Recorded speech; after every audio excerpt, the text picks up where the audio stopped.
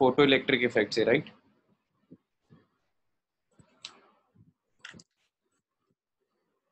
Photo electric effect.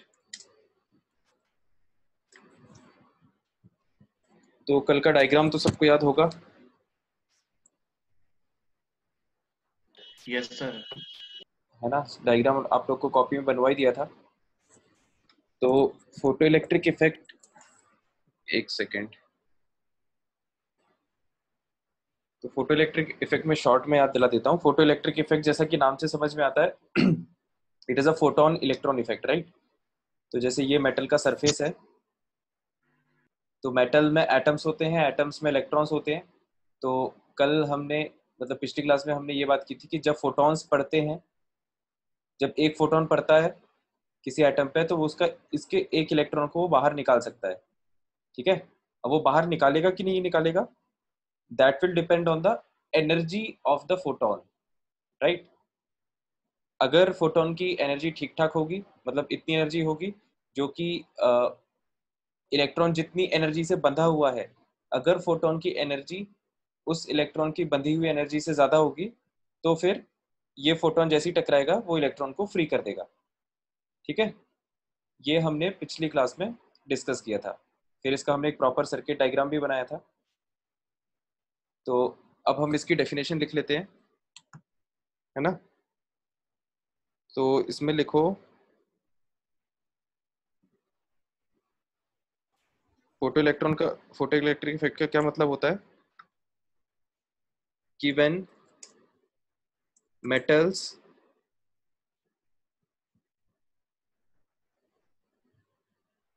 are exposed to a beam of light।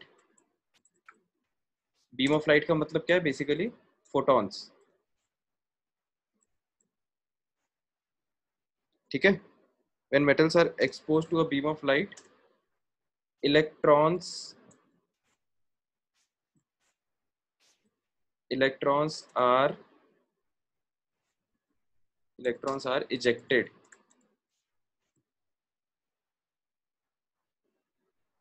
when metals are exposed to a beam of light, electrons are ejected। this effect is called photoelectric effect। ठीक है? आई hope सबको definition clear होगी, है ना? when metals are exposed to a beam of light, जब जब किसी metal पे कोई लाइट की बीम पड़ती है ना? तो बीम में तो क्या होता है, बहुत सारे फोटॉन्स होते हैं। बीम का मतलब क्या होता है? It's a group of photons, right? ऐसे बहुत सारे फोटॉन्स होंगे जो स्ट्राइक कर रहे होंगे मेटल पे। तो हर फोटोन के स्ट्राइकिंग के करस्पॉन्डिंग एक इलेक्ट्रॉन बाहर निकल सकता है। ठीक है? तो when metals are exposed to a beam of light, electrons are ejected. Ejected का मतलब होता है बाहर निकलना। This effect is called photo electric effect. तो आई होप सबको डेफिनेशन क्लियर होगी। हाँ, अंकित, रिजल्ट आएगा बेसिकली बेशक 13 को, फिर अपन देखते हैं कैसा क्या रिजल्ट आता है तुम लोग का। ठीक है? तो ये फोटो इलेक्ट्रिक इफेक्ट की डेफिनेशन लिख लो सभी लोग। उसके बाद इससे रिलेटेड कुछ कुछ इंपॉर्टेंट पॉइंट्स हम लिख लेते हैं एक एक करके। जैसे पहला पॉइंट है, पहला पॉइंट ये है कि इलेक्ट्रॉन्स जो है वो तुरंत निकलता है ना? जैसे ही फोटोन पड़ता है इलेक्ट्रॉन तुरंत निकलता है, कोई टाइम लैग नहीं होता है ना?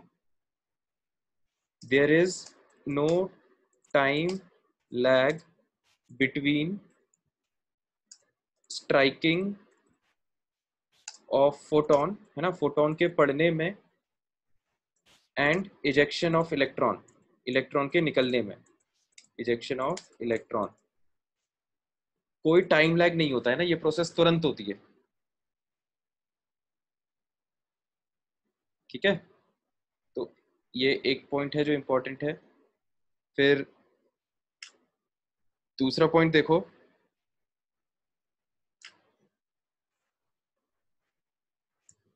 The number of electrons. दूसरे पॉइंट को हम इस तरह से लिख रहे हैं मैथमेटिकल फॉर्म में, number of electrons is directly proportional to intensity of light.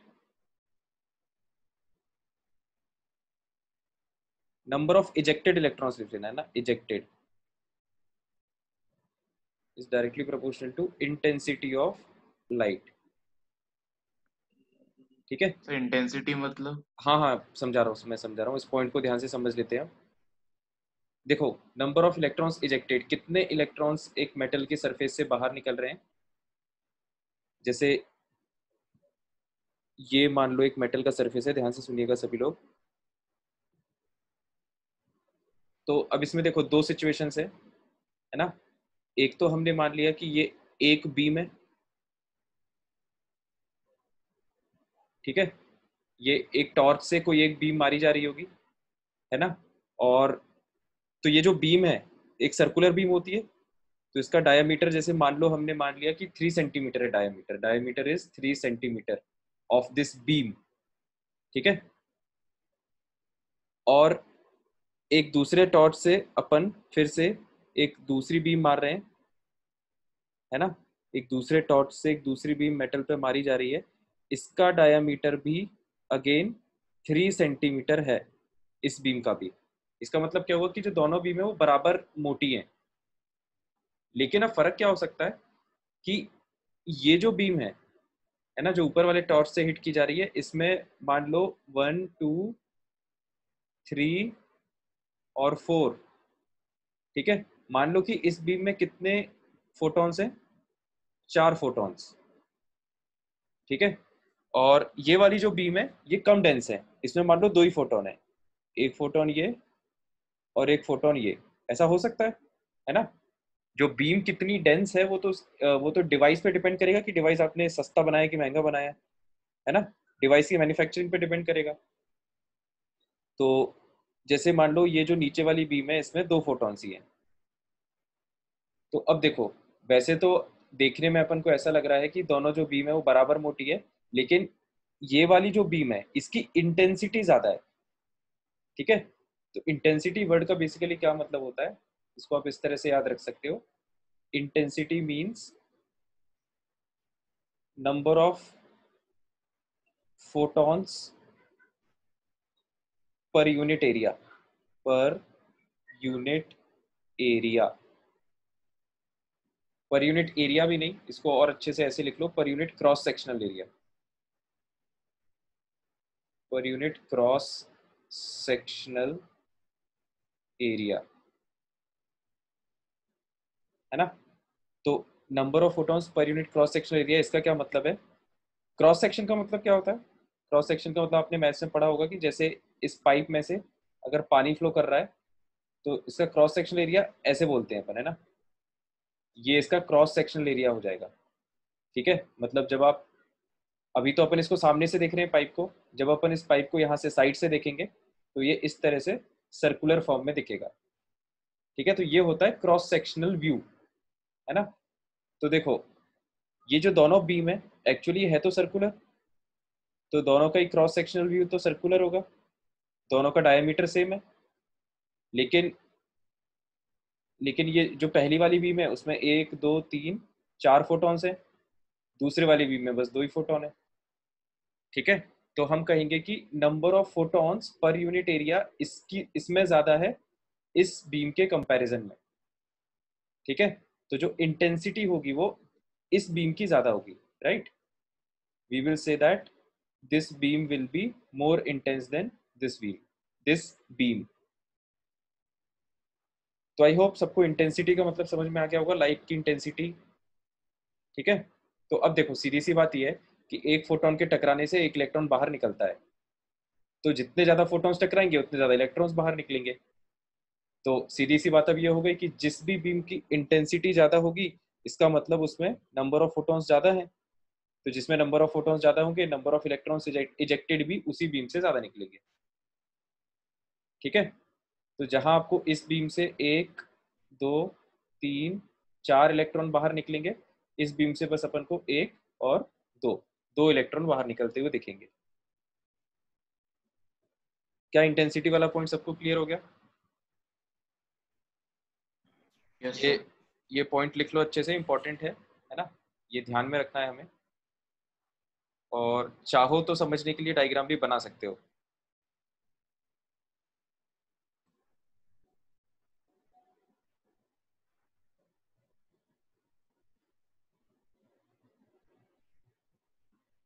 ठीक है, तो फिर अपन अगले पॉइंट पे आते हैं।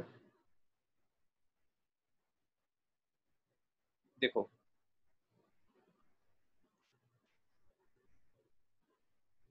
तो अब बात ये होती है कि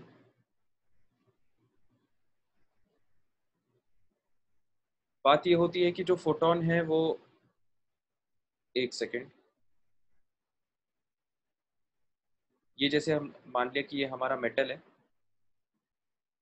ना, ये हमारा मेटल है। तो जो फोटॉन्स स्ट्राइक कर रहे हैं वो कुछ एनर्जी कैरी करके स्ट्राइक करते हैं, है ना। ये इस तरह से फोटॉन्स स्ट्राइक कर रहे हैं,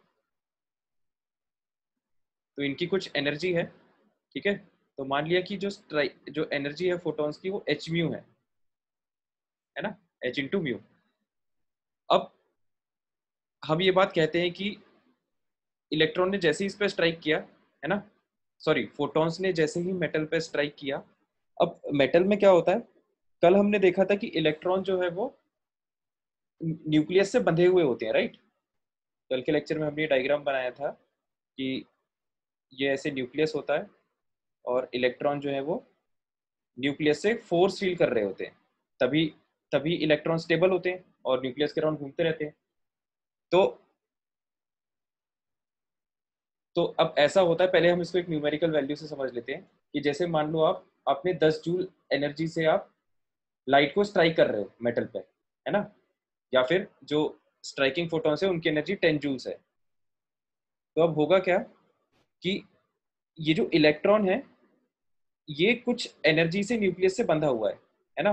मान लो इसकी 6 जूल एनर्जी, ये वाला जो इलेक्ट्रॉन है ये मान लो 6 जूल एनर्जी से न्यूक्लियस से होल्डेड है। तो अब एक्चुअली क्या होगा कि जब आप 10 जूल एनर्जी इस पे स्ट्राइक करोगे तो 6 जूल की एनर्जी तो इसको फ्री करने में चली जाएगी, है ना। फ्री करने का मतलब क्या है कि ये न्यूक्लियस के इफेक्ट से बाहर आ जाएगा, है ना, इसका ऑर्बिट खत्म हो जाएगा। लेकिन उसमें 6 जूल एनर्जी वेस्ट हो जाएगी, है ना। 10 जूल जो आपने हिट की उसमें से 6 जूल एनर्जी इलेक्ट्रॉन को फ्री करने में चली जाएगी। अब जो 4 जूल एनर्जी बच रही है ना, 10 जूल में से 6 जूल एनर्जी तो चली गई इलेक्ट्रॉन को फ्री करने में। अब जो 4 जूल एनर्जी बच रही है उस 4 जूल एनर्जी से इलेक्ट्रॉन क्या करेगा, मूव करेगा। ठीक है, तो जब इलेक्ट्रॉन मूव करेगा तो ये जो बची हुई 4 जूल एनर्जी है वो इसकी काइनेटिक एनर्जी हो जाएगी। Kinetic energy will be 4 joules, है ना। और जो 6 जूल एनर्जी है वो यहीं पर चली गई इलेक्ट्रॉन को फ्री करने में। ठीक है, तो इसको अब हम मैथमेटिकली कैसे लिखते हैं, देखो,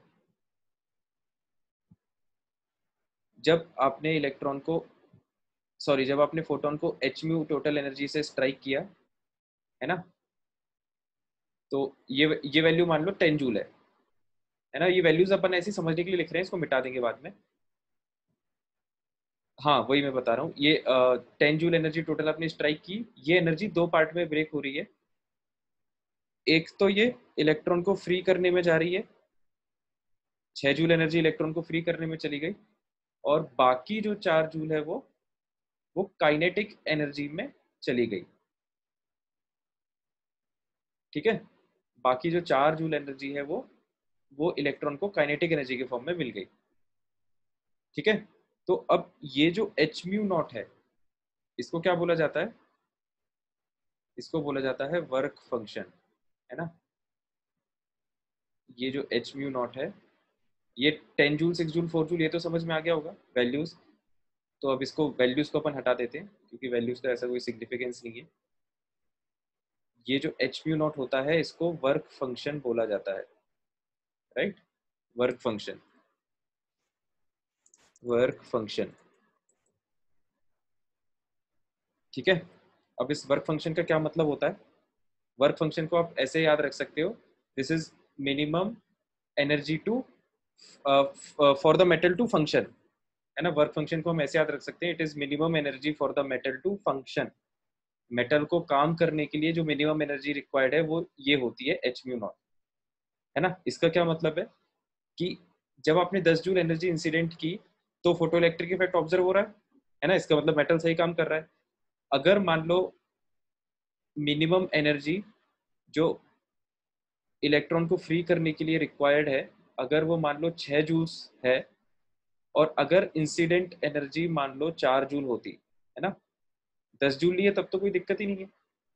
मान लो कि अगर इंसिडेंट एनर्जी 4 जूल होती, उस केस में क्या होता? कुछ नहीं होता, क्योंकि आपने जितनी एनर्जी फोटॉन्स आपने जितनी एनर्जी के लिए हैं वो उतने काबिल ही नहीं है कि वो इलेक्ट्रॉन को फ्री कर पाए। ठीक है, तो उस केस में फोटो सर एक इलेक्ट्रिक डाउट है। इफेक्ट, हाँ एक सेकंड रुको, मैं अपना स्टेटमेंट कंप्लीट कर लूँ। तो उस सेकंड में फोटो इलेक्ट्रिक इफेक्ट ऑब्जर्व ही नहीं हो पाता, मतलब सिंपली बस फोटॉन्स स्ट्राइक करते हैं और कुछ नहीं होता। ठीक है, तो अभी जब अपन ने 10 जूल एनर्जी ली तो 6 जूल एनर्जी तो इलेक्ट्रॉन को फ्री करने में चली गई, बाकी 4 जूल काइनेटिक एनर्जी में कन्वर्ट हो गई। तो ये जो 6 जूल एनर्जी है इसको हम क्या बोलते हैं कि this is known as the work function और the minimum energy for the metal to function. ठीक है, मेटल को वर्क करने के लिए जो मिनिमम एनर्जी है उसको वर्क फंक्शन बोल दिया जाता है, और इसकी वैल्यू होती है एच म्यू नॉट। हाँ चंद्रमान बोलो। सर अगर अपन 4 जूल वो करेंगे, मतलब अप्लाई करेंगे एनर्जी, सर हम्म। कुछ भी फर्क नहीं पड़ेगा उस पर जो मेटल नहीं, होगा? कुछ भी नहीं फर्क पड़ेगा। मतलब तुम इसको ऐसे समझ सकते हो कि ये जैसे मान लो ये दीवार है अपनी, है ना, घर की दीवार है, यस सर। और किसी दिन मान लो मैं जोश में आ गया तो मैं अपने मुक्का मारने की कोशिश कर रहा हूँ दीवार पे। तो मैं 2 जूल से मारूं, 4 जूल से मारूं, 10 जूल से मारूं, 20 जूल से मारूं, मुझे पता है कि ये मेरी जो घर की दीवार है वो नहीं टूटने वाली। ये बात तो मानते हो? यस सर सर, लेकिन हिलेगी तो थोड़ी बहुत, कुछ तो होगा। हाँ हिलेगी तो वाइब्रेट करेगी, बेसिकली वाइब्रेट कर सकती है, लेकिन अब फोटो इलेक्ट्रिक इफेक्ट में अपन वाइब्रेशन को कंसीडर नहीं कर रहे ना। फोटो इलेक्ट्रिक इफेक्ट में जब तक इलेक्ट्रॉन मूव नहीं करेगा ना तब तक सर्किट में करंट फ्लो नहीं होगा। तो फोटो इलेक्ट्रिक करंट का मतलब जब तक करंट ही फ्लो नहीं हो रहा, फोटो इलेक्ट्रिक इफेक्ट का कोई यूज ही नहीं है। अगर इलेक्ट्रॉन अपनी पोजीशन पे वाइब्रेट कर रहा है तो उससे क्या फायदा? उससे कोई फायदा थोड़ी ना है। बात समझ में आ रही है चंद्रमान? Yes sir. ठीक है, तो वही सर बात होती है। मतलब ऐसा कुछ होगा कि एनर्जी रिफ्लेक्ट हो जाए? एनर्जी रिफ्लेक्ट तो नहीं होगी, एनर्जी जो है वो डिसिपेट हो जाती है यार बहुत सारे फॉर्म्स में। जैसे 4 जूल एनर्जी अपन ने हिट की, हो सकता है वो लाइट के फॉर्म में चली जाए, है ना, मतलब ये जो सरफेस है ये चमकने लगे, फिर वो साउंड के फॉर्म में चली जाए। और यस सर। और कैसे डिसिपेट हो सकती है, जैसे फोटोन इम्पैक्ट करेगा तो हो सकता है इलेक्ट्रॉन्स वाइब्रेट करें अपनी पोजीशन पे, थोड़ा उस फॉर्म में डिसिपेट हो जाए, right. So there can be multiple forms of dissipation of energy. ठीक है, yes sir. Kinetic energy 4 joule ही क्यों एमिट हुई?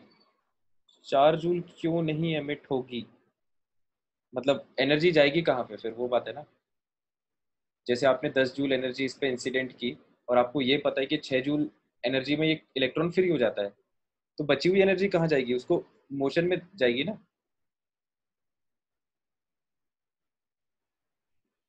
ये तो मतलब थोड़ा सा फील करना पड़ेगा इस बात को। जैसे मान लो कि एक बॉल यहाँ पे रखी हुई है अपने घर के फ्लोर पे, ठीक है, और यहाँ से मैं दूसरी बॉल इस पे हिट कर रहा हूँ।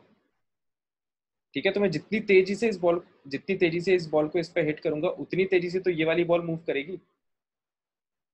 तो this is basically transfer of energy, है ना। एक पार्टिकल जब दूसरे पार्टिकल पे हिट करता है तो वो अपनी काइनेटिक एनर्जी को उससे उस पर ट्रांसफर कर देता है। ठीक है पाखी, तो आई होप अब फोटो इलेक्ट्रिक के बेसिक्स तो समझ में आ गए होंगे, है ना। तो ये वर्क फंक्शन की डेफिनेशन क्लियर हो गई क्या? वर्क फंक्शन का मतलब लिख लो क्या होता है। एक सेकेंड, ये इसको पहले रब कर देते हैं थोड़ा।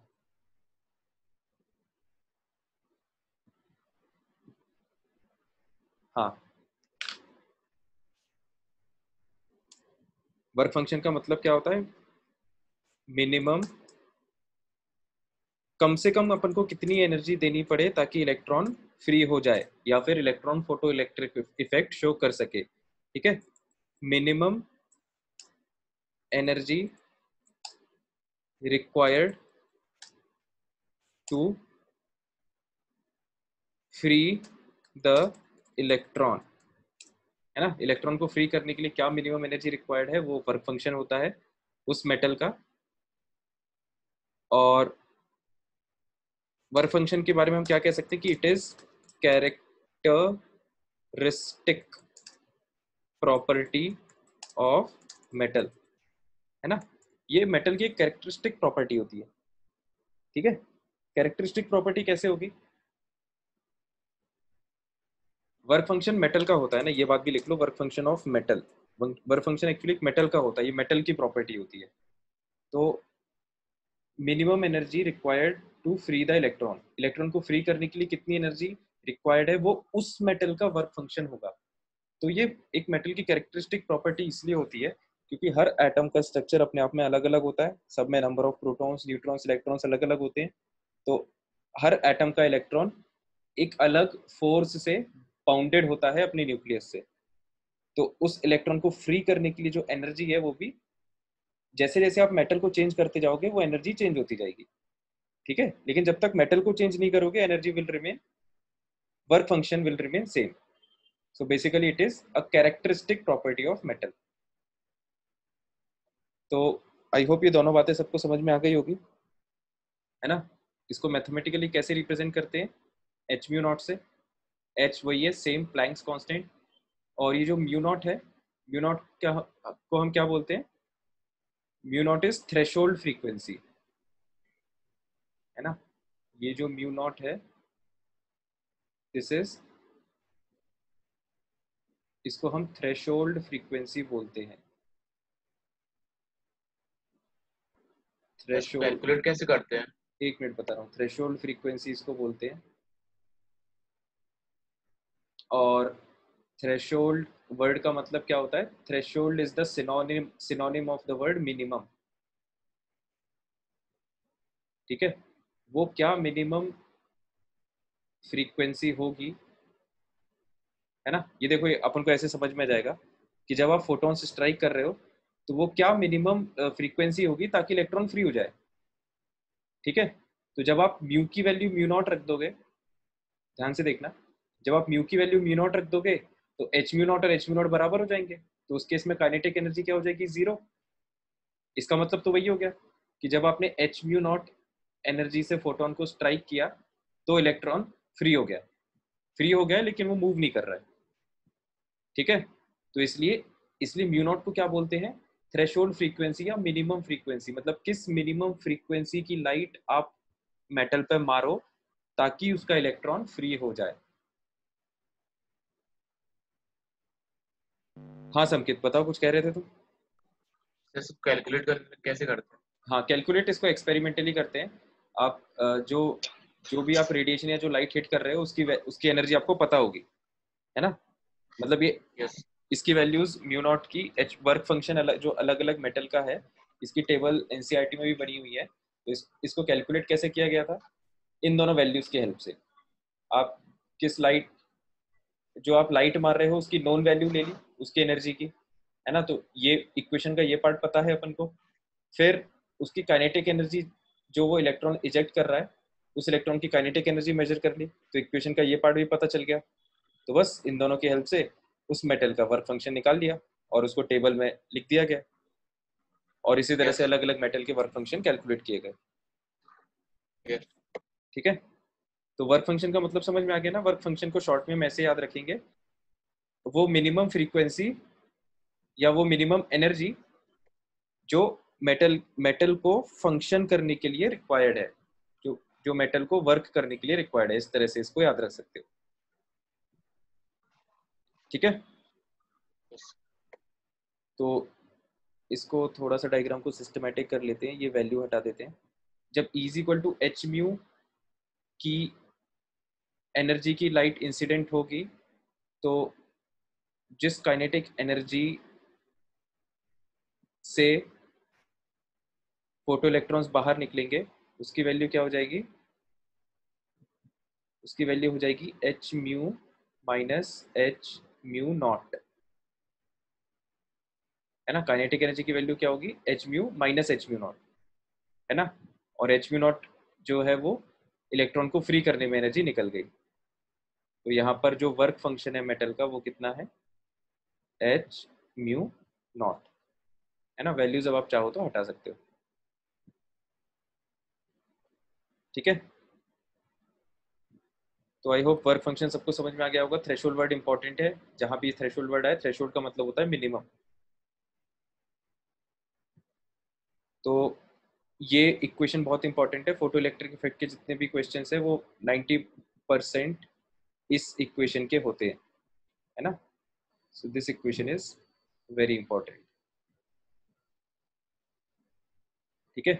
तो एच म्यू क्या है, h mu is the incident energy, जो एनर्जी जो लाइट अपन स्ट्राइक कर रहे हैं उसकी एनर्जी एच म्यू है टोटल। एच म्यू नॉट जो है वो वर्क फंक्शन है, और के ई मैक्स जो है वो काइनेटिक एनर्जी मैक्सिमम है। अब यहाँ पर ये बात इंपॉर्टेंट है कि काइनेटिक एनर्जी को हमने सिंपली के ई क्यों नहीं लिखा, हमने के ई मैक्स क्यों लिखा है, क्योंकि सर क्योंकि वो मिनिमम थे इसलिए। हाँ, क्योंकि रुको मैं बताता हूँ एक सेकेंड। क्योंकि जब आप एटम के स्ट्रक्चर की बात करोगे तो अब एटम में होते मल्टीपल ऑर्बिट्स हैं, है ना। हर ऑर्बिट में इलेक्ट्रॉन होता है। तो जैसे ये बाहर वाले ऑर्बिट का इलेक्ट्रॉन है, ये अंदर वाले ऑर्बिट का इलेक्ट्रॉन है। तो अब इस इलेक्ट्रॉन की बात करो तो ये इलेक्ट्रॉन ज्यादा जल्दी निकलेगा, जैसे ही फोटोन स्ट्राइक करेगा ये वाला इलेक्ट्रॉन जल्दी निकलेगा, क्योंकि ये बाहर भी है और ये प्रोटॉन या न्यूक्लियस के फोर्स से थोड़ा दूर भी है। तो और जैसे ये वाला जो इलेक्ट्रॉन है ये हो सकता है थोड़ी देर बाद निकले, या ये जो इलेक्ट्रॉन निकलेगा इसकी एनर्जी थोड़ी हो सकता है कम हो इस अंदर वाले इलेक्ट्रॉन की काइनेटिक एनर्जी। क्यों, क्योंकि ये ज्यादा न्यूक्लियस के ज्यादा पास है, तो इसमें न्यूक्लियस का फोर्स ज्यादा लग रहा है, ठीक है। तो इसका मतलब ये हुआ कि ये जो इक्वेशन है ना, इस इक्वेशन से जो आप काइनेटिक एनर्जी कैलकुलेट करते हो वो उस इलेक्ट्रॉन की काइनेटिक एनर्जी होती है जो मैक्सिमम एनर्जी कैरी कर रहा है। अब ऐसा भी हो सकता है कुछ इलेक्ट्रॉन्स ऐसे भी होंगे जो काइनेटिक एनर्जी से कम वैल्यू कैरी कर रहे होंगे, ठीक है। तो इसलिए हमने यहाँ पर मैक्स वर्ड स्पेसिफाई करके लिखा है कि इस इक्वेशन से केवल हम उन इलेक्ट्रॉन्स की काइनेटिक एनर्जी बता सकते हैं जो मैक्सिमम काइनेटिक एनर्जी कैरी कर रहे हो। वो इलेक्ट्रॉन्स जो मैक्सिमम से कम काइनेटिक एनर्जी की वैल्यू कैरी कर रहे हो उनकी काइनेटिक एनर्जी का कैलकुलेशन अपने सिलेबस में नहीं है, ठीक है। तो इस बात को हम यहाँ पे लिख भी लेते हैं कि इक्वेशन से जो काइनेटिक एनर्जी आएगी वो मैक्सिमम काइनेटिक एनर्जी होगी, है ना। The kinetic energy obtained from equation will be the maximum kinetic energy, ठीक है। जो काइनेटिक एनर्जी आएगी वो मैक्सिमम काइनेटिक एनर्जी होगी। और अगर क्वेश्चन में सिर्फ काइनेटिक एनर्जी पूछा है, ध्यान से सुनना ही इंपॉर्टेंट है क्वेश्चन पॉइंट ऑफ व्यू से। क्वेश्चन ने सिंपली ये पूछा है, उसने इंसिडेंट एनर्जी बता दी 10 जूल, वर्क फंक्शन बता दिया 6 जूल, और उसने पूछा है कि आप काइनेटिक एनर्जी बता दो।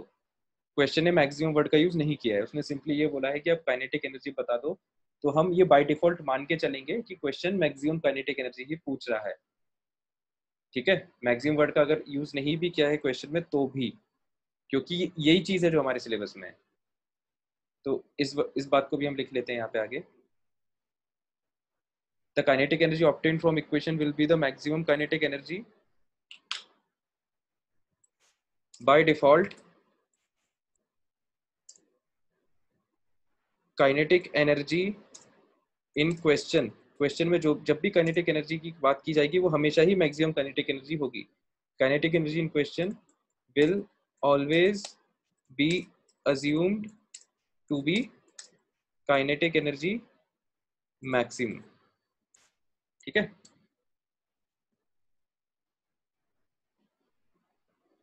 ये दोनों बातें लिख लो।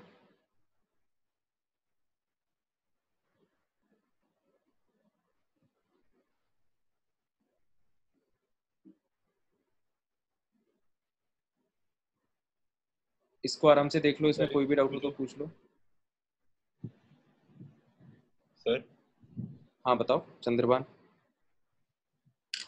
सर बस मुझे एक डाउट पूछना था, मतलब सिलेबस में नहीं है जो आपने कहा। हाँ हाँ। सर मतलब ऐसा होगा कि जो ये एचपीयू होगा, एचपीयू नॉट होगा वो जिसमें मैक्सिमम नहीं होगी तो उसमें वर्क फंक्शन ज्यादा होगा। हाँ बिल्कुल, इस तरह से समझ सकते हो कि ये जो है बस यही पूछना था। ये जो फोटो इलेक्ट्रॉन है वैलेंसी इलेक्ट्रॉन्स के लिए बनाया है ना। वैलेंसी इलेक्ट्रॉन मतलब बाहर वाले इलेक्ट्रॉन, तो उनके यस लिए सर, वर्क फंक्शन सबसे कम होगा। मतलब work function actually very yes करता है, सर, लेकिन अपने सिलेबस में अपन को वर्क फंक्शन एक मेटल के लिए कांस्टेंट मानना है। यस सर, ठीक है, अपने अपने सिलेबस में जो मेटल रहेगा उसमें जितने भी इलेक्ट्रॉन्स हैं all will have the same work function. ठीक है, यस सर। तो ये इक्वेशन बहुत इंपॉर्टेंट है ना, इसको अपन ने अंडरलाइन कर ही लिया है। तो फिर अब हम आगे बढ़ते हैं। तो हमें ये बात तो हमने डिस्कस कर ही ली है कि इंटेंसिटी बढ़ाने से क्या होता है ना। लाइट की इंटेंसिटी बढ़ाने से क्या होता है, नंबर ऑफ इजेक्टेड इलेक्ट्रॉन्स बढ़ते हैं। अगला सवाल ये उठता है कि लाइट की फ्रीक्वेंसी बढ़ाने से क्या होता है ना। फ्रीक्वेंसी एक एक और ऐसा पैरामीटर है जो हमारे हाथ में है। ठीक है, क्योंकि लाइट जो है वो हम हिट कर रहे हैं मेटल पे अपनी तरफ से, है ना। इस मेटल पे जो लाइट है वो हम हिट कर रहे हैं अपनी तरफ से। अब लाइट की एनर्जी किस फॉर्म में है, एच इंटू म्यू। तो एच तो एक कांस्टेंट वैल्यू है जिसे हम चेंज नहीं कर सकते। हम किसे चेंज कर सकते हैं, फ्रीक्वेंसी लाइट की, ये हमारे हाथ में है। तो नेक्स्ट सवाल ये उठता है कि हमें ये बात पता होना चाहिए कि जब हम लाइट की फ्रीक्वेंसी बढ़ा देंगे तो उससे फोटो इलेक्ट्रिक इफेक्ट के रिजल्ट्स पे क्या अफेक्ट हो सकता है। ठीक है, तो इसको हम लिख लेते हैं मैथमेटिकली। देखो, frequency of light, frequency of incident light है ना, जो लाइट हिट कर रहे हैं हम, फ्रीक्वेंसी ऑफ इंसिडेंट लाइट, ये किसके प्रोपोर्शनल होना चाहिए, this should be proportional to maximum kinetic energy, है ना। ये जो है ये मैक्सिमम काइनेटिक एनर्जी के प्रोपोर्शनल होना चाहिए। ऐसा क्यों होना चाहिए, क्योंकि अभी थोड़ी देर पहले हमने इक्वेशन पढ़ी है, h mu is equal to h mu not plus K E max.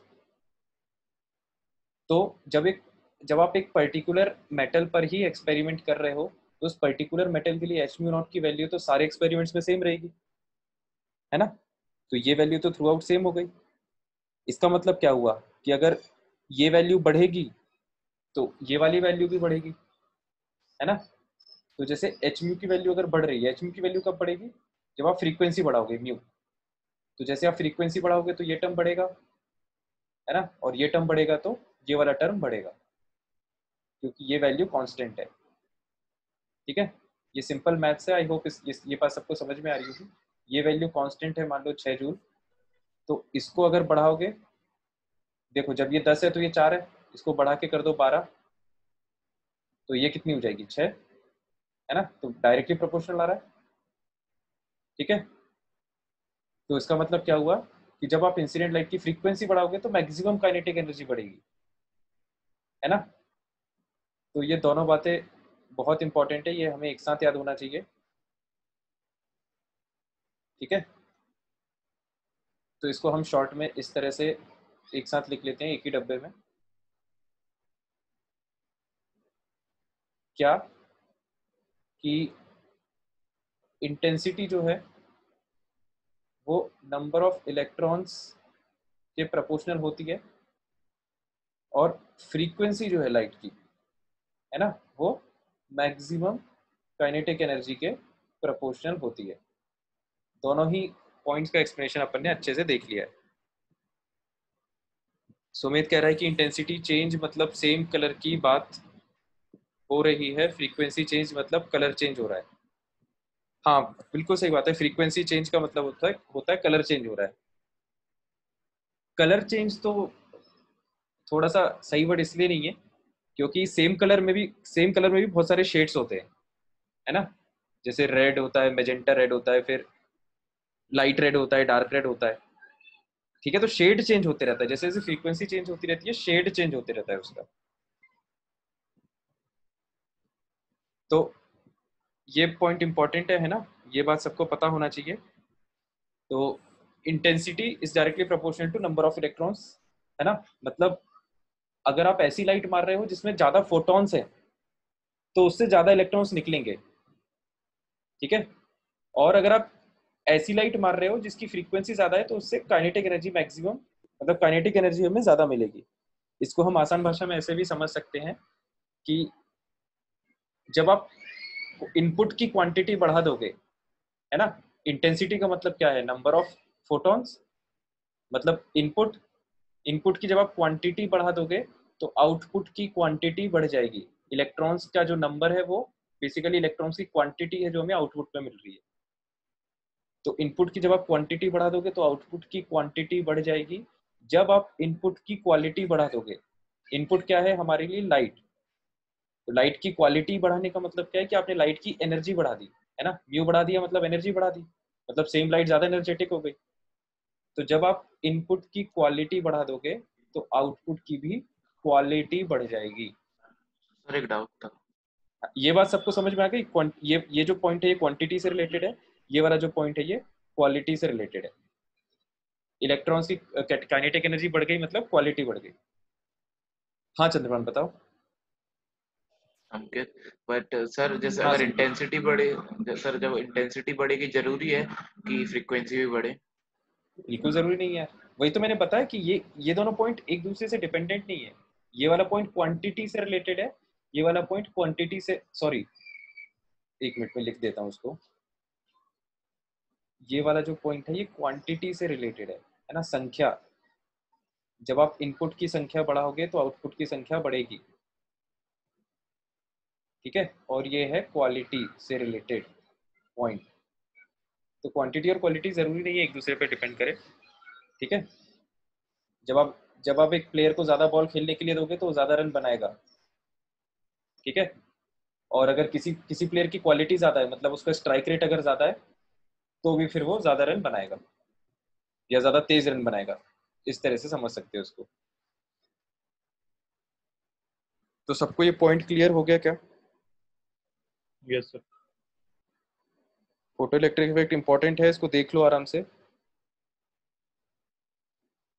अब इसमें एक लास्ट बात जो हम सबको पता होनी चाहिए और पता होती भी है, काइनेटिक एनर्जी का फॉर्मूला, है ना। काइनेटिक एनर्जी का फॉर्मूला होता है हाफ एम बी स्क्वायर होता है। तो एम क्या है, काइनेटिक एनर्जी, मूव कौन कर रहा है, इलेक्ट्रॉन। तो मास किसका हम लेंगे, इलेक्ट्रॉन का, है ना, half m velocity of electron का स्क्वायर, ठीक है। तो मैक्सिमम काइनेटिक एनर्जी का फॉर्मूला हमेशा ही ये होगा, half m e b square, जहां पे इलेक्ट्रॉन का मास हमें याद है ना, 9.1 इंटू 10⁻³ kg। तो फोटो इलेक्ट्रिक इफेक्ट इतना ही था, ठीक है। इसमें हमने सारे इंपॉर्टेंट पॉइंट्स देख लिए। तो इसको शॉर्ट में हम कैसे याद रखेंगे, this is photon electron effect. Photon के पड़ने से इलेक्ट्रॉन निकल सकता है, निकलेगा कि नहीं वो वर्क फंक्शन की वैल्यू पे डिपेंड करेगा, ठीक है। तो अब हम इस पर क्वेश्चन करते हैं। सभी लोग क्वेश्चन नोट करें और उसका शीघ्रतम आंसर बताने की कोशिश करें। Here is where I am writing the question. The threshold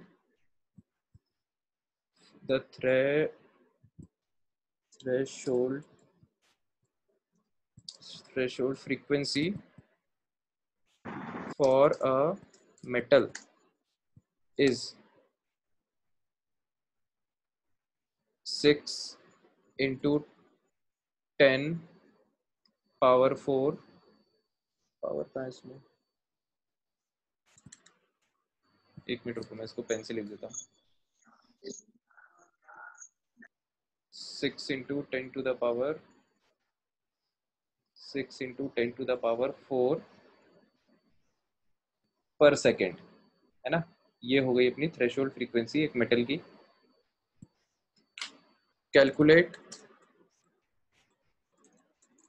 calculate kinetic energy of an electron emitted when radiation of frequency, यहाँ पे फिर frequency की वैल्यू दी है, hits the metal।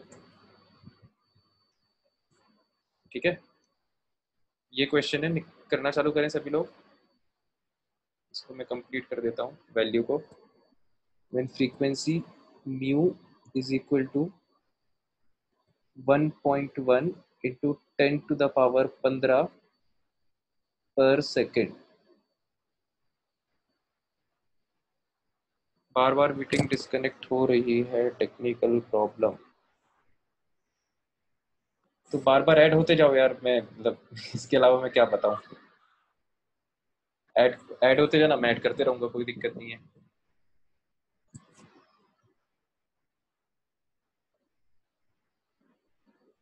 तो ये क्वेश्चन है, बस इसको पूरा कैलकुलेट करने की जरूरत नहीं है, बस फाइनल लंबी कैलकुलेशन जा रही है।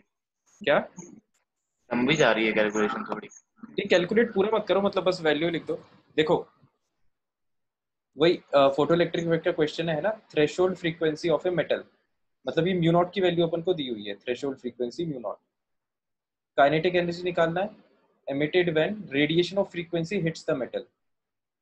ठीक है, तो वही h mu is equal to h mu not plus kinetic energy, ये वाला टर्म निकालना है। म्यू अपन को पता है ना, ये वैल्यू यहाँ पे आ जाएगी। अच्छा, मेरी वॉइस लैग कर रही है क्या सबको?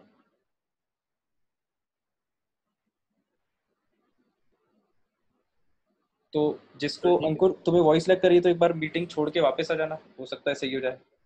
और म्यू नॉट की वैल्यू यहाँ पे आ जाएगी। ठीक है, सिंपल है, वैल्यूज डाल देना, सॉल्व होके काइनेटिक एनर्जी आ जाएगा। यूनिट क्या होगी काइनेटिक एनर्जी की? जूल्स, है ना। इस इक्वेशन को सॉल्व करके जो काइनेटिक एनर्जी आएगी उसका जूल्स में आंसर आएगा। अच्छा, काफी लोगों को आवाज डिस्टर्ब हो रही है क्या आज? सर मुझे तो क्लियर आ रही है। जिसको लग रहा है ना उसको टेक्निकल प्रॉब्लम हो रहा है, वो मीटिंग छोड़ के दोबारा इंटर हो जाना। सर मैं आंसर बताऊं? आंसर बता दो सर h इंटू। अच्छा, वो तो उसी फॉर्म में बता रहे हो ना, ठीक है, वो उस फॉर्म में, तो मेरे को लगा वैसे सर न्यूमेरिकली क्योंकि आंसर सर वो बता रहे 6.626 इन 10 टू द पावर -34 लिखने में बोलने में टाइम लगता है इसलिए। हो। ठीक है, ये क्वेश्चन तो सिंपल है यार, इंटू। इसमें आंसर बताने की जरूरत नहीं है, सामने दिख रहा है आंसर क्या आएगा, है ना। यस सर, यस तो सर। बाकी इसके कुछ क्वेश्चंस अब अपन शीट के भी देख लेते हैं। ये मूल कॉन्सेप्ट, एटॉमिक स्ट्रक्चर, हाँ। तो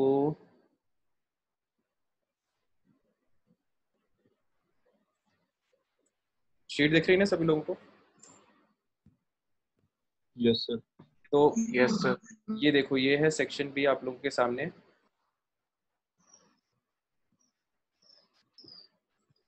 है ना। हाँ, बी सेक्शन का ये।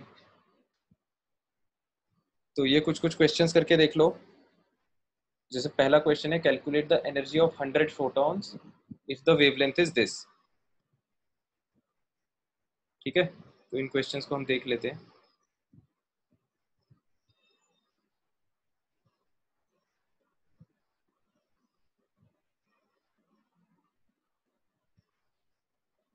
ये जैसे B1 क्वेश्चन है, right, this is question B1। Calculate the energy of 100 photons if the wavelength of light is 2000 angstrom. Light की वेवलेंथ हमें दिया हुआ है, मतलब हमें लैम्डा दिया हुआ है लाइट का। ठीक है, तो लाइट का लैम्डा दिया हुआ है, तो एक फोटोन की एनर्जी पता है हमें। एक फोटोन की एनर्जी क्या होती है? एच म्यू या फिर एच सी बाय लैम्डा। ठीक है, एच की वैल्यू पता है, सी की वैल्यू पता है, लैम्डा की वैल्यू पता है। तो एक फोटोन की एनर्जी आ गई, हमें 100 फोटोन्स की चाहिए, तो इसी आंसर को 100 से मल्टीप्लाई कर दो, वो अपना फाइनल आंसर हो जाएगा। आंसर बताओ। आंसर मत बताओ, क्योंकि आंसर अभी मैं मैच कैसे करूंगा। तो ये सिंपल क्वेश्चन है, इजी सबको है समझ, सर। हाँ सबको समझ में आ गया होगा। अब अपन और क्वेश्चंस देख लेते हैं, एक दो और देख लेते हैं इसके। जैसे ये B2 क्वेश्चन है,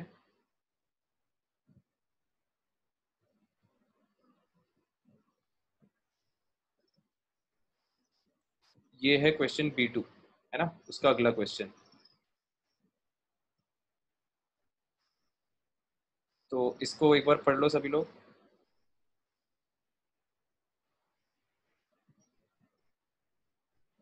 देखो, how many photons are emitted per second, है ना, एक सेकेंड में कितने फोटॉन्स निकलते हैं बाय 5 मिलीवॉट, है ना। स्मॉल एम का मतलब क्या होता है, मिलीवॉट।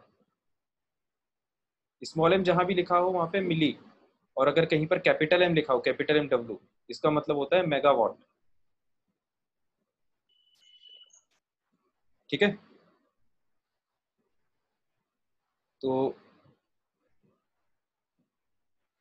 तो यहाँ पर हमें देखो 5 milliwatt laser operating at 620 nanometres.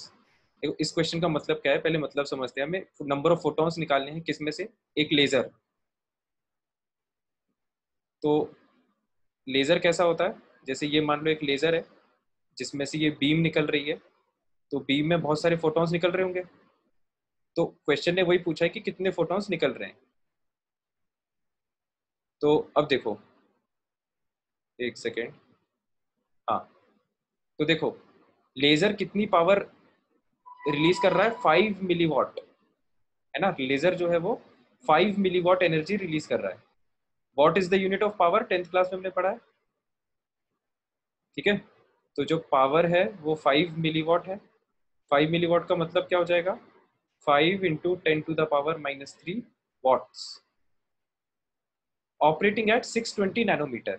620 nanometre का मतलब क्या है कि ये जो लेजर जो फोटॉन्स एमिट कर रहा होगा, वो फोटोन एक वेव के फॉर्म में होगा, है ना, जिसकी वेवलेंथ होगी, वेवलेंथ कितनी दी हुई है, 620 नैनोमीटर। ठीक है, तो इसका मतलब हमें एक फोटोन की एनर्जी पता है, एनर्जी ऑफ वन फोटोन हमें पता है कितनी है, hc/λ, है ना। h की वैल्यू पता है, c पता है, लैम्डा पता है, तो ये एनर्जी ऑफ वन फोटोन हमें पता है। अब हमें निकालना क्या है, नंबर ऑफ फोटॉन्स। तो देखो नंबर ऑफ फोटॉन्स कैसे निकलेगा, आप टोटल एनर्जी को एक फोटोन की एनर्जी से डिवाइड कर दो, ऐसे ही निकालेंगे नंबर ऑफ फोटॉन्स, है ना। नंबर ऑफ फोटॉन्स निकालने के लिए टोटल एनर्जी को एक फोटोन की एनर्जी से डिवाइड कर दो, ठीक है। तो एक फोटोन की एनर्जी तो निकल गई है। नेक्स्ट सवाल है टोटल एनर्जी कैसा निकाला जाए। तो देखो टोटल एनर्जी, अपन को नंबर ऑफ फोटॉन्स कितने सेकंड में निकालने हैं, एक सेकंड में। तो इसका मतलब हम टोटल एनर्जी निकाल लेते हैं कि एक सेकंड में ये लेजर कितनी एनर्जी छोड़ रहा है। तो एक सेकंड में एनर्जी रिलीज क्या होती है, पावर, है ना। पावर की डेफिनेशन क्या होती है, वर्क डन इन 1 सेकेंड, है ना, या एनर्जी इन 1 सेकेंड। ये बात हमने 10th में पढ़ा होगा। हाँ, वर्क अपॉन टाइम या फिर work per unit time. Per unit time का मतलब क्या है कि एक यूनिट टाइम में या एक सेकेंड में अपन कितना वर्क कर रहे हैं या कितनी एनर्जी रिलीज कर रहे हैं, वो होता है पावर। तो आपको पावर की वैल्यू दी हुई है, इसका मतलब आपको टोटल एनर्जी एक सेकेंड में कितनी रिलीज कर रहा है वो दी हुई है ना। ये बात हमें खुद समझना पड़ेगा कि ये जो पावर है, this is what, this is actually total energy in 1 second, ठीक है। तो जब आपको ये बात पता चल गई, तो अब आपको जो नंबर ऑफ फोटॉन्स है वो भी एक सेकेंड में ही बताना है। तो जो टोटल एनर्जी है न्यूमरेटर में, वो भी अपन एक सेकेंड की रखेंगे, है ना। तो एक तो टोटल एनर्जी जो भी है एक सेकेंड में, एक फोटोन की एनर्जी से डिवाइड कर दो, तो नंबर ऑफ फोटॉन्स हो जाएगा, ठीक है। ये बात क्लियर हो गई सबको, यस, यस सर। ठीक है। तो इसको आप डिटेल में लिख लेना आराम से। और इसके क्वेश्चंस देख लेते हैं।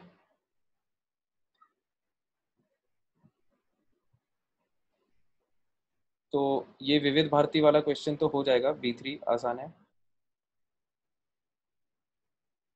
B4 क्वेश्चन के टाइप का क्वेश्चन अपन ने किया है, तो ये भी हो जाएगा। नोट्स में क्वेश्चन देखना है जहाँ पे हमने मॉलिक्यूल को ब्रेक करने की बात की थी, है ना, AgCl गिव्स चश्मे वाला। HCl, हाँ सिल्वर क्लोराइड वाला। हम्म, फिर B5 क्वेश्चन भी हो जाएगा। B6 यस क्वेश्चन देख लेते हैं अपन, है ना, B6 देख लेते हैं। B6 एक क्वेश्चन फोटो इलेक्ट्रिक इफेक्ट का भी हो जाएगा। फिर If the red bulb is labeled as two bulbs emit, नहीं यार, ये फोटो इलेक्ट्रिक इफेक्ट का नहीं है। हाँ ये वाला क्वेश्चन देख लेते हैं, B7।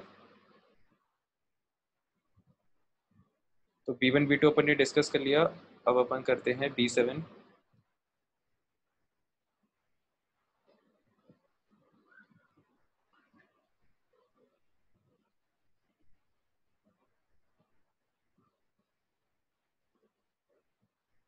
ये है अपना B7।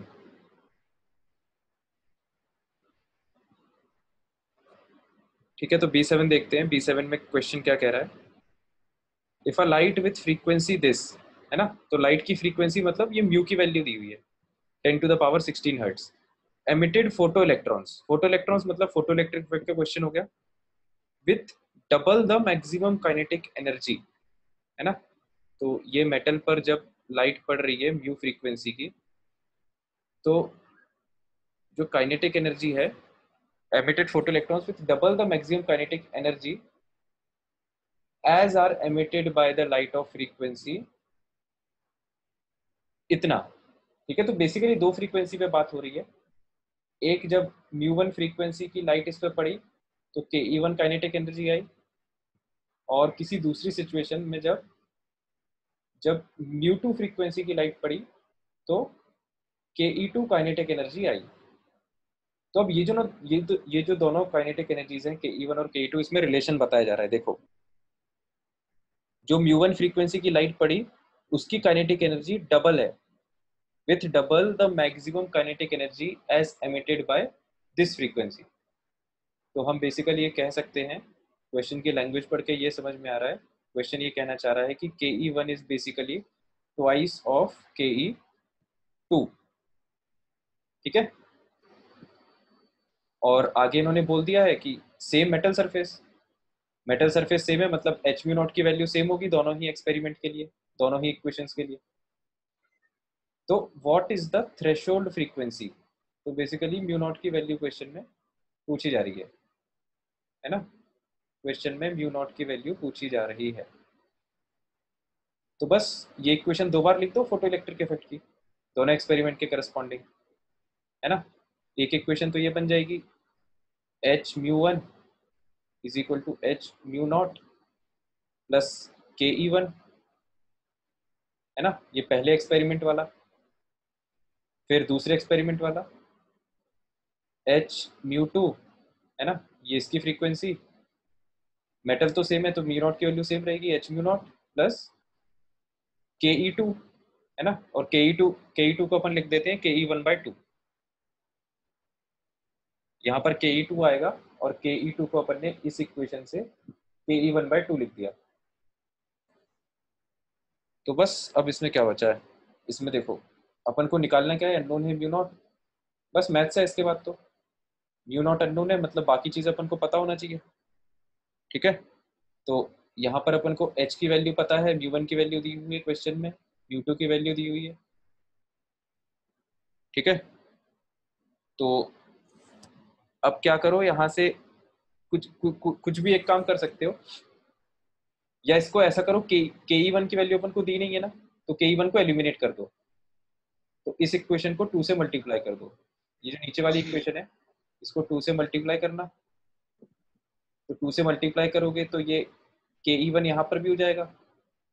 फिर इन दोनों इक्वेशन को सब्ट्रैक्ट कर देना, तो सब्ट्रैक्ट करोगे तो क्या होगा, Ke1 एलिमिनेट हो जाएगा और μ0 की वैल्यू सॉल्व होके आ जाएगी।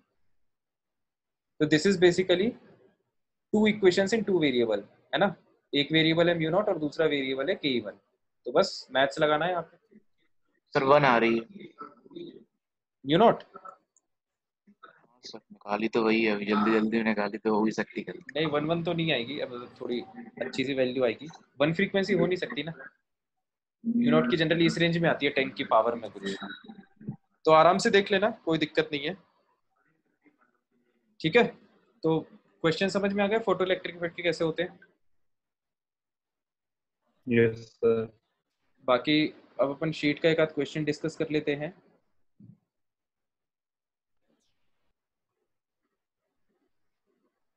अपने पास कितना 4 मिनट बचा है ना, 4 मिनट में शीट का क्वेश्चन भी हो पाएगा कि नहीं पूरा?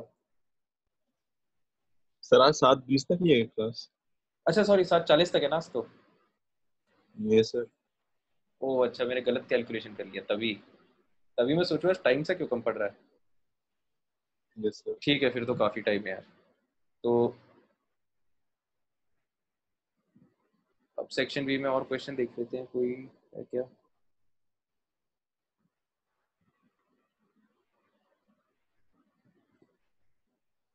B7 हो जाएगा, B6 भी हो जाएगा, ठीक है। तो बाकी क्वेश्चन आप लोग खुद अटेम्प्ट कर सकते हो। वॉट का मतलब पता होना चाहिए ना। वॉट का मतलब जिसको नहीं पता वो लिख लेना, क्वेश्चन में यूज हो जाता है कई जगह, है ना। वॉट का मतलब होता है जूल्स पर सेकेंड, है ना। What is the SI unit of power. तो 1 सेकेंड में कितनी एनर्जी रिलीज हो रही है जूल्स में, उसी को वॉट बोला जाता है,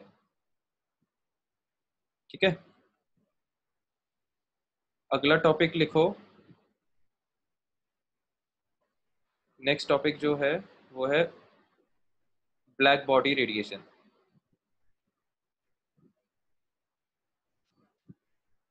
नेक्स्ट टॉपिक है black body radiation.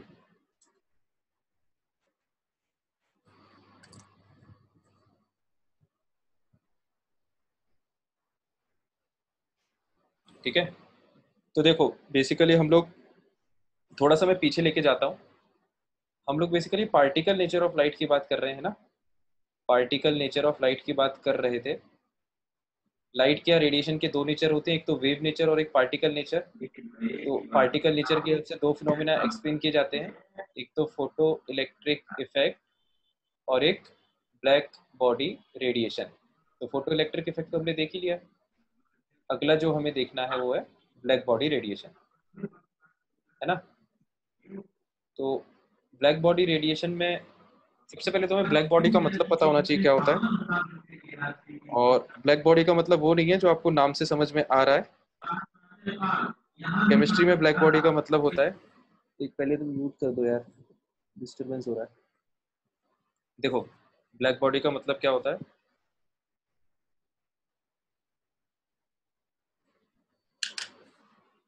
Black body की डेफिनेशन लिख लो पहले सभी लोग, फिर समझते हैं इसको। The ideal body which emits and absorbs all frequencies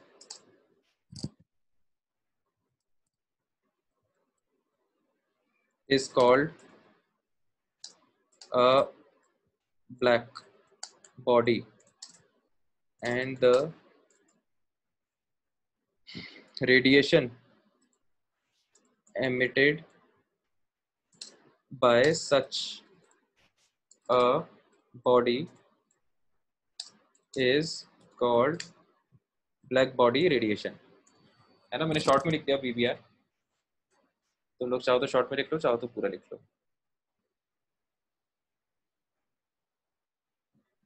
ठीक है। Black body radiation. तो ब्लैक बॉडी को कैसे डिफाइन किया गया है केमिस्ट्री में, ये जो टॉपिक है ये ज़्यादा डिटेल में अपने सिलेबस में नहीं है ना। ये एक इम्पॉर्टेंट बात है कि ये जो टॉपिक है इसमें बहुत ज़्यादा एक्सप्लेनेशन एनसीईआरटी में भी नहीं दिया गया है और अपने सिलेबस में भी नहीं है। तो इस टॉपिक को लेकर ज़्यादा इमोशनल होने की ज़रूरत नहीं है, बस इसको, इसकी डेफिनेशन को एक बार पढ़ के हम याद रख लेंगे, ठीक है। तो केमिस्ट्री में इस तरह से ब्लैक बॉडी को डिफाइन किया गया है कि अगर कोई बॉडी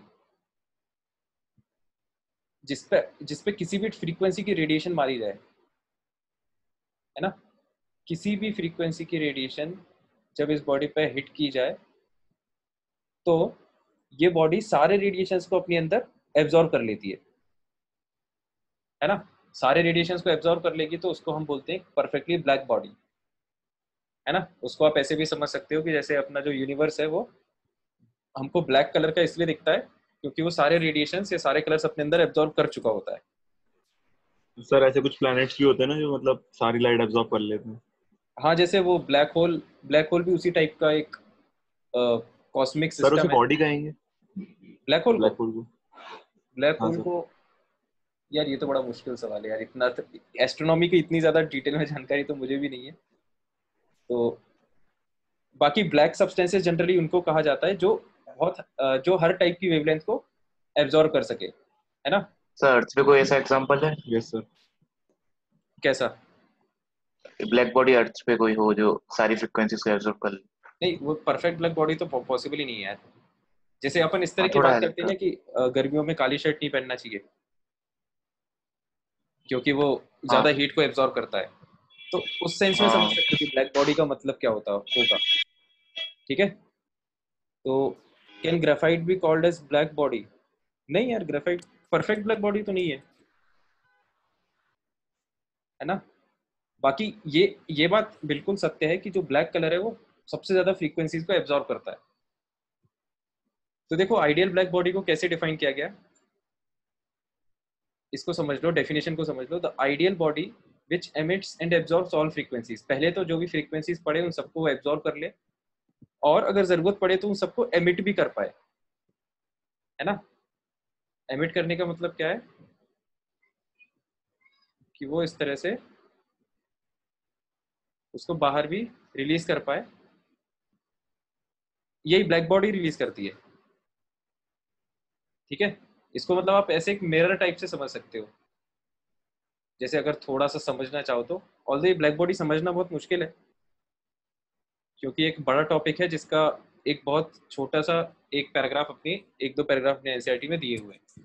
ठीक है, तो बेसिकली ये इसका जो डिटेल डिस्क्रिप्शन है अपने सिलेबस में है नहीं, तो आप इसको एक मिरर की तरह समझ सकते हो कि मिरर जो क्या है, बस मिरर में और इसमें फर्क ये है कि मिरर तो सारी लाइट को ट्रांसमिट ही कर देता है पूरा, है ना। ब्लैक बॉडी को इस तरह से डिफाइन किया गया है कि वो सारी रेडिएशंस को एब्जॉर्ब भी कर सके, पहले कुछ भी रेडिएशंस को रिफ्लेक्ट ना करे, है ना। रिफ्लेक्शन मतलब क्या होता है, जब इंसिडेंट रेस का डायरेक्शन चेंज हो जाए, रिफ्लेक्ट भी ना करे और रिफ्रैक्ट भी ना करे। रिफ्रैक्ट का मतलब क्या होता है कि वो नॉर्मल से उसकी डायरेक्शन जो है वो डेविएट हो जाए। ये कोई भी फिनोमिना वो शो ना करे, बस वो दो फिनोमिना शो करे, एब्जॉर्प्शन और ट्रांसमिशन, ठीक है, या एमिशन। इस तरह की सर का नेचर अगर कोई बॉडी शो कर रही हो तो उसको ब्लैक बॉडी बोला जाता है। और ये जो रेडिएशन एमिट करती है ब्लैक बॉडी, उसको ब्लैक बॉडी रेडिएशन कहा जाता है। हाँ बोलो चंद्रमा। सर जब वो ना ट्रांसपेरेंट है ना वो सर डेविएट कर रहा है सर, तो फिर कैसे एमिट करता तो हो?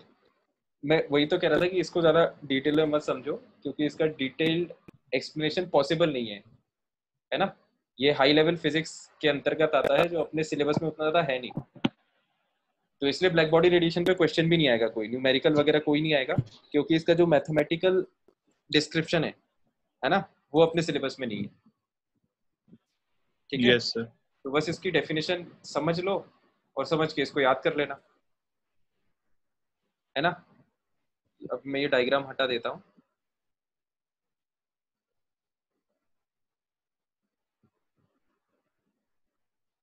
तो इसका एग्जाम्पल बताना बहुत मुश्किल है यार। एग्जाम्पल इसका, जैसे ब्लैक बॉडी का कोई एग्जाम्पल बाकी पूछ रही है, जैसे ब्लैक होल को अपन ब्लैक बॉडी तो ब्लैक होल को क्लास सुबह होने का मैं अभी बताता हूँ, एक मिनट। ब्लैक होल को अपन ब्लैक बॉडी इसलिए नहीं बोल सकते क्योंकि वो एब्जॉर्ब तो सारे रेडिएशंस कर लेंगे लेकिन एमिट नहीं कर सकती। Yes sir.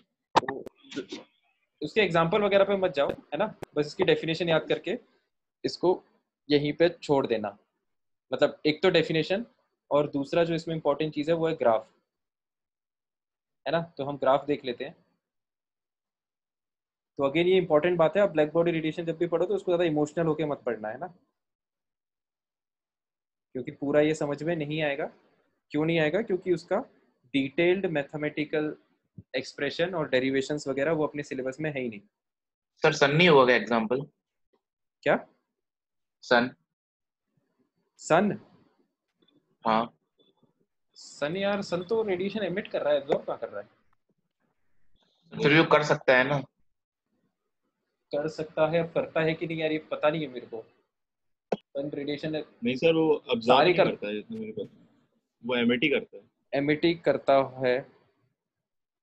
एमिट तो करता ही है, मतलब एब्जॉर्ब सारे कर सकता है कि नहीं ये तो डाउटफुल है यार, मेरे को ये बात पता नहीं है, तो मैं इस पर कमेंट नहीं करूंगा। तो अब अगर आप लोग चाहो, ज्यादा क्यूरियोसिटी है तो गूगल कर लेना यार, है ना। गूगल पे और अच्छा मिल जाएगा कंटेंट। बाकी जरूरत नहीं है अपने सिलेबस में, है ना, अपने सिलेबस में यस उतने सर। काम का नहीं है ब्लैक बॉडी रेडिएशन। बस ये डेफिनेशन और ये ग्राफ जो है इस पे ध्यान दो। डेफिनेशन अच्छे से याद कर लेना और ये ग्राफ याद कर लेना, है ना। तो ये ग्राफ है इंटेंसिटी और वेवलेंथ का, ठीक है। तो ये ग्राफ भी अपन को पूरी तरह से समझ में नहीं आएगा, क्योंकि इसका भी बहुत क्लियर कट एक्सप्लेनेशन नहीं दिया है। इसको ऐसे समझ लो कि एक एक्सपेरिमेंट जो उन्होंने कंडक्ट किए होंगे उसके बेसिस पे उन्होंने टैब्यूलेट कर दिया, और जो कंक्लूजन है वो अपन को ध्यान में रखना है ना। लॉजिक क्या है इस ग्राफ के पीछे वो अपन नहीं बता सकते। अंकुर, मैं थोड़ी देर में तुम्हारे क्वेश्चन का आंसर देता हूँ, मैं ग्राफ का एक्सप्लेनेशन एक बार कंप्लीट कर लूँ। तो देखो, यहाँ पर ऐसा कहा जा रहा है कि इस ग्राफ में कोई लाइट, है ना, फ्रीक्वेंसीज की बात हो रही है, रेडिएशन की फ्रीक्वेंसीज की। तो कोई भी रेडिएशन की वेवलेंथ अगर अपन बढ़ाते जाए, है ना, तो वेवलेंथ बढ़ाने का मतलब क्या है, किसी भी रेडिएशन की एनर्जी क्या होती है, वो एच सी बाय लैम्डा होती है, ठीक है। तो इसका मतलब क्या है कि अगर आप किसी रेडिएशन की वेवलेंथ को मैनिपुलेट कर रहे हो, है ना, वेवलेंथ को मैनिपुलेट कर रहे हो मतलब आप उसकी एनर्जी भी मैनिपुलेट कर रहे हो। तो इस डायरेक्शन में, मतलब एक्स एक्सिस के लॉन्ग जब आप मूव कर रहे हो तो वेवलेंथ बढ़ रही है। वेवलेंथ बढ़ रही है मतलब एनर्जी कम हो रही होगी, ठीक है। तो ये है बेसिकली, इसको आप एनर्जी और इंटेंसिटी के ग्राफ भी समझ सकते हो, है ना। जब वेवलेंथ इस डायरेक्शन में बढ़ रही है इसका मतलब एनर्जी किस डायरेक्शन में बढ़ रही होगी, इस डायरेक्शन में एनर्जी लाइट की बढ़ रही होगी, ठीक है। तो एक पर्टिकुलर टेम्परेचर पे, T1 टेम्परेचर पे ये एक्सपेरिमेंट परफॉर्म किया गया। क्या? कि आप जो रेडिएशन है उसकी वेवलेंथ या उसकी एनर्जी चेंज करते जाओ, उसकी एनर्जी चेंज करते जाओ, तो उससे जो ब्लैक बॉडी रेडिएशंस एमिट हो रहे हैं उसकी इंटेंसिटी कैसे वेरी कर रही है। तो जब हम लेफ्ट टू राइट मूव कर रहे हैं तो एनर्जी पहले तो कम होती जा रही है ना। तो जब हम इंसिडेंट लाइट की एनर्जी कम कर रहे हैं तो इंटेंसिटी बढ़ रही है। फिर एक टेम्परेचर आता है, पीक। फिर पीक के बाद क्या होता है, फिर हम और अगर एनर्जी कम करते जाते हैं तो फिर इंटेंसिटी कम होने लगती है, ठीक है। तो ये ग्राफ हमको एज इट इज ऐसे ही याद रखना है कि टेम्परेचर बढ़ाने से, देखो, टेम्परेचर बढ़ाने से सेम सेम वेवलेंथ पे, है ना, सेम वेवलेंथ, जैसे ये वाला जो पॉइंट है इस पे वेवलेंथ सेम है ना। वेवलेंथ सेम है, क्या क्या मतलब है, एनर्जी सेम है। तो सेम एनर्जी की रेडिएशन अगर अपन टेम्परेचर बढ़ा दें, है ना, T2 हाई है टेम्परेचर है, तो सेम रेडिएशन में अगर आप टेम्परेचर बढ़ा दोगे तो इंटेंसिटी क्या हो जाएगी, बढ़ जाएगी। ये वाली जो इंटेंसिटी है ये इस इंटेंसिटी से ज्यादा है ना। तो if this is I2 second intensity at second point, this is I1 intensity in second situation, then we can clearly say that I2 will be greater than I1, है ना। तो ये जो एक्सपेरिमेंट था ब्लैक बॉडी रेडिएशन का, इसका conclusion क्या है कि सेम एनर्जी की लाइट सेम एनर्जी की लाइट अगर इंसिडेंट है और अगर आपने टेम्परेचर बढ़ा दिया लाइट का, है ना, एनर्जी सेम है और आपने टेम्परेचर बढ़ा दिया, तो ब्लैक बॉडी रेडिएशन की इंटेंसिटी भी बढ़ जाएगी। ठीक है। बाकी अगर अपन ने टेम्परेचर कांस्टेंट रखा है तो इंटेंसिटी में और एनर्जी में ये इस तरह का कर्व आता है, इसको बेल शेप्ड कर्व बोलते हैं, और ये मोस्ट कॉमन कर्व है जो नेचर में ऑब्जर्व किया जाता है। हाँ, बाकी ये बिल्कुल, ये इतना पॉइंट इंपॉर्टेंट है ना, ब्लैक बॉडी रेडिएशन की डेफिनेशन आ सकती है एग्जाम्पल एग्जाम में, या डेफिनेशन से रिलेटेड कोई क्वेश्चन आ सकता है, और ये ग्राफ से रिलेटेड क्वेश्चन आ सकता है। ठीक है, तो ग्राफ हमको रट के रखना है ना। तो बस ये डेफिनेशन लिख लो और ये ग्राफ बना लो।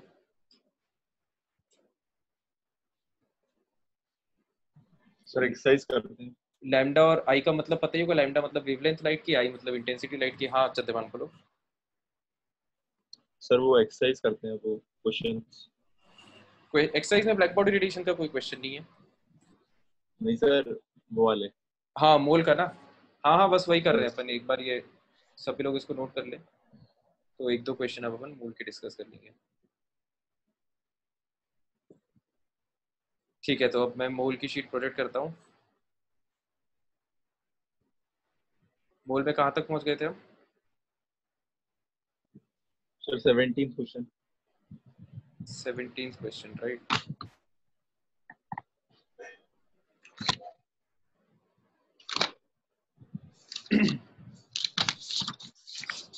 Seventeenth question is this.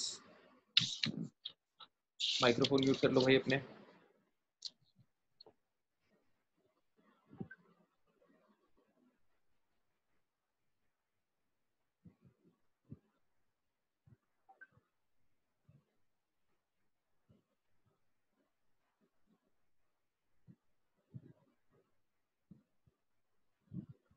Sir ये कौन सी एक्सरसाइज से क्वेश्चन ले लिया आपने? गलत ले लिया क्या? सर एक्सरसाइज 2 पार्ट 2 था शायद। एक सेकेंड फिर।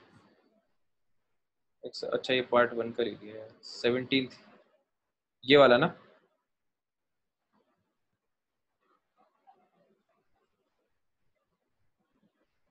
Yes sir. ये वही वाला क्वेश्चन है जो कल डिस्कस कर रहे थे अपन, है ना?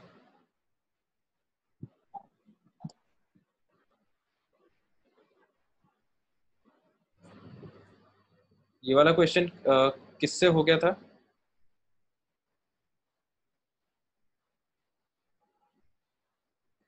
कुछ लोगों से हो गया था नहीं ये वाला क्वेश्चन? ये है क्वेश्चन 17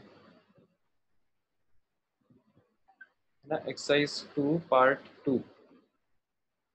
क्वेश्चन 17 देखते हैं। What volume in ml of 90% alcohol by wait. तो 90% मतलब ये एक सोल्यूशन है एल्कोहल का, वाटर में होगा, है ना। इसका परसेंटेज वेट बाय वेट दिया हुआ है हमें 90, और इसकी डेंसिटी दी हुई है, must be used to prepare 80 ml of 10% alcohol by weight. फिर एक दूसरा सोल्यूशन की बात कर रहे हैं जिसमें 10% एल्कोहल है, percentage weight by weight is 10 and is used to prepare 80 ml। Volume इसका दिया हुआ है 80 ml, राइट। 80 ml। और क्वेश्चन क्या कह रहा है?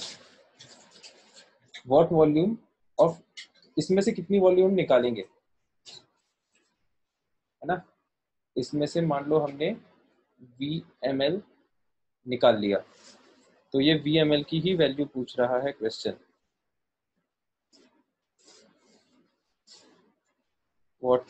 what volume of 90% alcohol by weight must be used to prepare 80 ml of 10% alcohol by weight, और इसकी भी डेंसिटी हमें दी हुई है।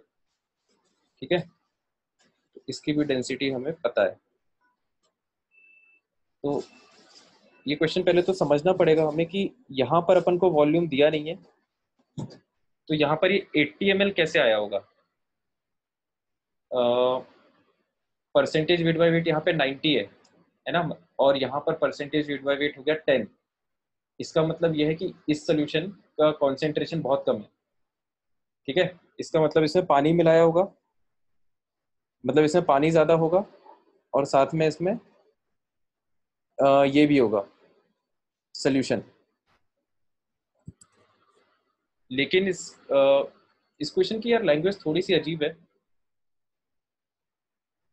थोड़ा सा समझने में दिक्कत है इस क्वेश्चन में कि वाटर इसमें कितना मिक्स किया है। किन किन से क्वेश्चन हो गया, किन किन लोगों से क्वेश्चन हो गया है, एक बार चैट में लिखो, क्योंकि ये क्वेश्चन थोड़ा अनक्लियर ऐसे है कि 80 ml वॉल्यूम, ये इसमें आप VML तो इस सोल्यूशन का अपन ने मिलाया वो तो ठीक है, फिर अब वाटर कितना मिलाया है इसमें वो हम कैसे कैलकुलेट करें। तो चलो हम मान लेते हैं कि इसमें VML ये वाला सोल्यूशन है, तो वाटर है, वाटर 80 माइनस VML हो गया, ठीक है। क्वेश्चन को सॉल्व करना चालू करते हैं, हो सकता है अपने आप कुछ वेरिएबल्स एलिमिनेट हो जाए। तो ये वॉल्यूम टोटल है सोल्यूशन का, जिसमें से VML ये मिला है, तो वाटर की वॉल्यूम कितनी होगी यहाँ पर, यहाँ पर वाटर की वॉल्यूम हो जाएगी 80 माइनस कैपिटल V, है ना, ये 80 माइनस कैपिटल V, और कैपिटल V हमारे लिए अननोन है ना। ये जो है this is what volume of solution. तो अब यहाँ पर हमें वाटर की वॉल्यूम पता है, हमें कैपिटल V निकालना है। तो देखो इसमें कुछ कुछ हम करने की कोशिश करते हैं। परसेंटेज वेट बाय वेट हमें दिया हुआ है ना, तो इसका हम हेल्प लेते हैं। परसेंटेज वेट बाय वेट हमें दिया हुआ है 10,